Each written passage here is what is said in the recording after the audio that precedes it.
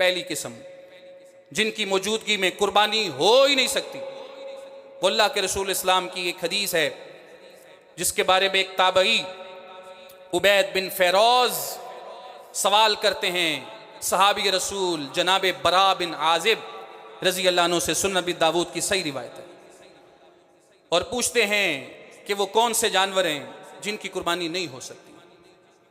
तो जनाब बरा बिन आजिब अपने हाथ की उंगलियों से इशारा करते हैं, 4 उंगलियां खड़ी करते हैं, 4 उंगलियों से इशारा करते हैं और कहते हैं ये 4 जानवर हैं। और फिर कहते हैं अल्लाह के रसूल इस्लाम भी हमारे अंदर खड़े हुए थे और आपने भी ऐसे इशारा किया था और हमें बताया था कि लोगों ये 4 जानवर हैं, इनकी कुर्बानी नहीं हो सकती। और फिर कहने लगे मेरी उंगलियां रसूलुल्लाह की उंगलियों से बड़ी छोटी हैं और मेरी उंगलियों के पोरे अल्लाह के रसूल इस्लाम के पोरों से उनका कोई मुकाबला नहीं। एहतराम अदब है रसूलुल्लाह का, सुन्नत भी पूरी कर रहे हैं, जो रसूलुल्लाह ने जिस तरह बताया था बॉडी लैंग्वेज भी वही बना रहे हैं और साथ ये भी कह रहे हैं मेरे हाथों का, मेरी उंगलियों का, मेरे पोरों का अल्लाह के रसूल की उंगलियों से कोई मुकाबला नहीं। और फिर कहते हैं अल्लाह के रसूल ने हमें बताया था अल औरा उबय्यिनुन औरुहा, ऐसा अंधा, ऐसा काना, ऐसा नबीना, ऐसा भेंगा जिसकी आंख का ऐब और आंख का कानापन बिल्कुल क्लियर और वाज़े होता है, वो कुर्बानी में आप ज़बह नहीं कर सकते। और कहा दूसरा जानवर रसूलुल्लाह ने कहा था अल मरीज़ा बय्यिनुन मरजुहा, वो बीमार जानवर जिसकी बीमारी बिल्कुल वाज़े है, शक्लों में बीमार लगता है, उसकी कुर्बानी नहीं हो सकती। बीमारी किसी भी किस्म से ताल्लुक रखती हो, जो ज़ाहिरन देखने में एक्टिव नहीं है, बीमार है, मरीज है। बरा बिन आजिब कहते हैं रसूलुल्लाह ने कहा था इसकी भी कुर्बानी नहीं होती। और कहते हैं तीसरी बात आपने ये बताई थी अल अर्जा बय्यिनुन अर्जुहा, वो लंगड़ा जानवर जो चलता है उसका लंगड़ापन वाज़े होता है, एक जानिब गिरता है, उस जानवर की भी कुर्बानी नहीं हो सकती।